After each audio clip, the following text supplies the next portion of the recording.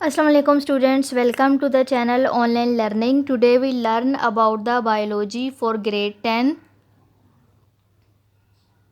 आज का हमारा टॉपिक है डिसऑर्डर्स ऑफ नर्वस सिस्टम।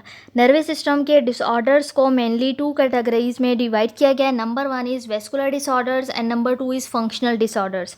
सबसे पहले अगर हम बात करें वेस्कुलर डिसऑर्डर्स की, तो वेस्कुलर डिसऑर्डर्स तब होते हैं जब आपके नर्वस सिस्टम को ब्लड सप्लाई सही नहीं मिलती। आपके नर्वस सिस्टम को जब ब्लड सप्लाई की डिस्ट्रीब्यूशन सही नहीं होती, ब्लड सप्लाई में डिस्टर्बेंस हो जाती है, तो उससे वेस्कुलर डिसऑर्डर्स होते हैं। और वेस्कुलर डिसऑर्डर्स में एग्जांपल है पैरालिसिस की। दूसरा है हमारे पास फंक्शनल डिसऑर्डर्स। फंक्शनल डिसऑर्डर्स आपके नर्व इम्पल्स जो कि न्यूरॉन्स के ज़रिए जनरेट होती है। जब न्यूरॉन्स के ज़रिए जो नर्व इम्पल्स जनरेट हो रही होती है, उसकी जनरेशन में या फिर उसकी ट्रांसमिशन में, ट्रांसमिशन का मतलब ये है कि एक न्यूरॉन से दूसरे न्यूरॉन में जो उसकी ट्रांसमिशन हो रही होती है वो जो नर्व इम्पल्सिस के ज़रिए, उसमें अगर कोई डिस्टर्बेंस आएगी तो वो फंक्शनल डिसऑर्डर्स का बाइस बनेगी। और फंक्शनल डिसऑर्डर्स में एग्जाम्पल है एपिलेप्सी की। पैरालिसिस। पैरालिसिस एक नर्वस डिसऑर्डर है और पैरालिसिस के अंदर आपकी जो मसल्स होते हैं, एक या एक से ज़्यादा मसल्स की जो फंक्शनिंग होती है वो बिल्कुल ख़त्म हो जाती है। ये इसकी रीज़न क्या है? इसकी रीज़न ये है कि आपका जो सेंट्रल नर्वस सिस्टम है, जो कि दो कंपोनेंट से मिलकर बना होता है, एक ब्रेन और दूसरा स्पाइनल कॉर्ड। तो सेंट्रल नर्वस सिस्टम जब आपका डैमेज होगा तो उससे पैरालिसिस कॉज होगा। इसके अलावा आपके कोई भी स्ट्रोक है, जैसे कि आपके ब्रेन और स्पाइनल कॉर्ड में जो ब्लड वेसल्स होती हैं, अगर वो उनमें से कोई ब्लड वेसल रप्चर कर गई है, फट गई है, यानी कि आपके दिमाग की, जिसको हम आम ज़बान में कहते हैं, आपके दिमाग की कोई रग फट गई है, तो उससे भी पैरालिसिस हो सकता है। इसी तरह से आपकी बॉडी के अंदर ब्लड वेसल्स होती हैं, जैसे आर्टरीज़ हैं, वेन्स हैं, कैपिलरीज़ हैं।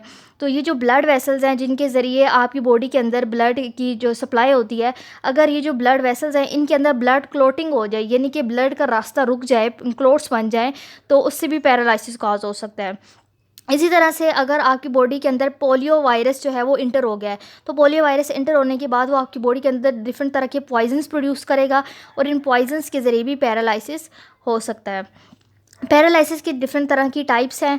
या तो आपकी पूरी बॉडी के ऊपर एक वीक पैरालिसिस हो सकता है जिसका असर आपकी पूरी बॉडी के ऊपर हो, या फिर ऐसा भी होता है कि कुछ पेशेंट्स की सिर्फ एक साइड पे पैरालिसिस होता है, यानी या सिर्फ लेफ़्ट साइड पे होता है पैरालिसिस, लेफ़्ट साइड की पूरी बॉडी के ऊपर होता है, या फिर राइट साइड की पूरी बॉडी के ऊपर होता है। इसी तरह से पैरालिसिस जो है वो आपके ऐसा भी हो सकता है कि वो आपके सिर्फ लोअर पार्ट में हो, यानी कि सिर्फ आपके नीचे टांगों वाले हिस्से में हो, ऊपर वाले हिस्से में ना हो। तो जब आपके लोअर पार्ट में जब पैरालिसिस होगा तो उससे ये होगा कि आप चल नहीं सकते। या फिर ऐसा भी हो सकता है कि पैरालिसिस जो है वो आपकी फुल बॉडी में हो, सिर्फ लोअर पार्ट में ना हो बल्कि ऊपर वाले पार्ट में भी हो। तो इस तरह से पैरालिसिस की डिफरेंट तरह की टाइप्स होती हैं। एपिलेप्सी। एपिलेप्सी भी एक नर्वस डिसऑर्डर है और एपिलेप्सी के दौरान आपकी बॉडी के अंदर एबनॉर्मल या फिर एक्सेसिव, यानी कि नॉर्मल क्वांटिटी से ज़्यादा जो है नर्व इम्पल्स प्रोड्यूस होना शुरू हो जाती हैं। आपको पता है कि जो नर्व इम्पल्स है वो न्यूरॉन्स के ज़रिए प्रोड्यूस की जाती हैं, और ये जो न्यूरॉन्स के ज़रिए जो नर्व इम्पल्सेस होती हैं ये आपके ब्रेन तक जाती हैं। लेकिन अगर इन नर्व इम्पल्सेस की जो क्वान्टिटी है आपकी बॉडी में वो एबनॉर्मल हो जाए, नॉर्मल से ज़्यादा हो जाए, तो उससे जो है वो एपिलेप्सी की डिजीज़ कॉज होती है। और एपिलेप्सी की जो डिजीज़ होती है इससे पेशेंट के अंदर सीजर्स होते हैं। सीजर्स कहते हैं दौरे को, यानी कि उन पेशेंट्स के अंदर जो है ना, पेशेंट्स को मुख्तलिफ़ किस्म के दौरे पड़ते हैं। तो जब भी आपको एपिलेप्सी होगी तो आपकी जो ब्रेन है वो बिल्कुल एब नॉर्मल स्टेट में चला जाएगा, लेकिन वो जो पोजीशन थी वो टेम्परेरी होती है, यानी थोड़ी देर के लिए आपको दौरा पड़ता है, थोड़ी देर के लिए आपकी जो दिमाग की जो हालत है वो एब नॉर्मल हो जाती है, लेकिन कुछ टाइम के बाद वो बिल्कुल ठीक हो जाती है। Causes of epilepsy. अगर हम एपिलेप्सी के काजेज़ देखें कि कौन सी वजूहात है जिनकी बिना पर एपिलेप्सिस की डिजीज़ होती है, तो यंगर पीपल, जो लोग यंग होते हैं, नौजवान होते हैं, उनके अंदर भी एपिलेप्सी की डिजीज़ होती है। तो उनके अंदर जो एपिलेप्सी की डिजीज़ होती है वो जेनेटिक भी हो सकती है, यानी कि ख़ानदानी हो सकती है। वो उनके ख़ानदान में ज़्यादातर लोगों को ये एपिलेप्सी की डिजीज़ होती है, तो इस वजह से भी यंगर पीपल के अंदर डिजीज़ हो सकती है, यानी कि जेनेटिक होती है, वो नस्ल दर नस्ल जो है वो ट्रांसफ़र हो रही होती है। या फिर कोई भी यंग लड़का है या लड़की है, उसके अंदर जब डेवलपमेंट हो रही होती है, जो उसकी डेवलपमेंटल स्टेजेस हो रही होती हैं, तो उसके दौरान भी उसको एपिलेप्सिस की डिजीज़ हो सकती है।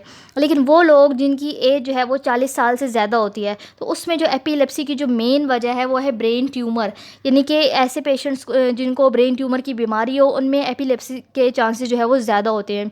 या फिर हेड ट्रॉमा, हेड ट्रॉमा का मतलब है कि आपके ब्रेन में किसी किस्म का कोई भी डैमेज हो।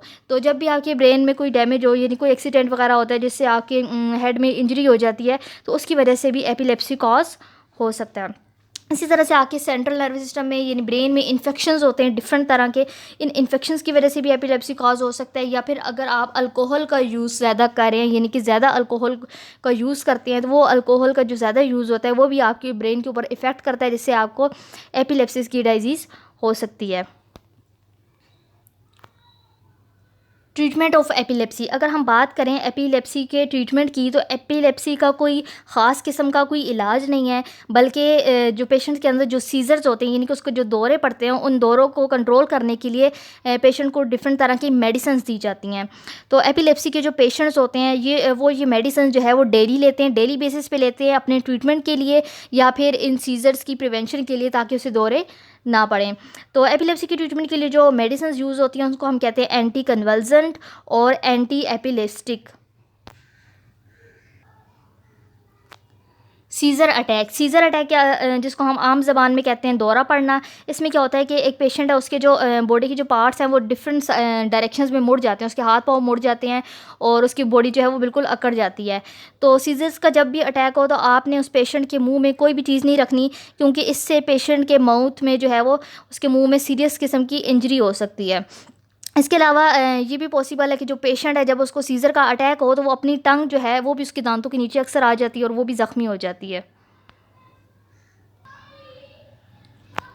ट्रीटमेंट ऑफ नर्वस डिसऑर्डर्स, जैसे जैसे तरक्की हो रही है ऐसे इंसानों ने नर्वस सिस्टम की कंपोजिशन और फंक्शनिंग को बहुत हद तक डिस्कवर कर लिया है। इस डिस्कवरी से इंसानों को ये हेल्प हुई है कि वो जो नर्वस डिसऑर्डर्स को ज़्यादा बेहतर तरीके से आप डायग्नोस कर सकते हैं या फिर उसका ट्रीटमेंट कर सकते हैं।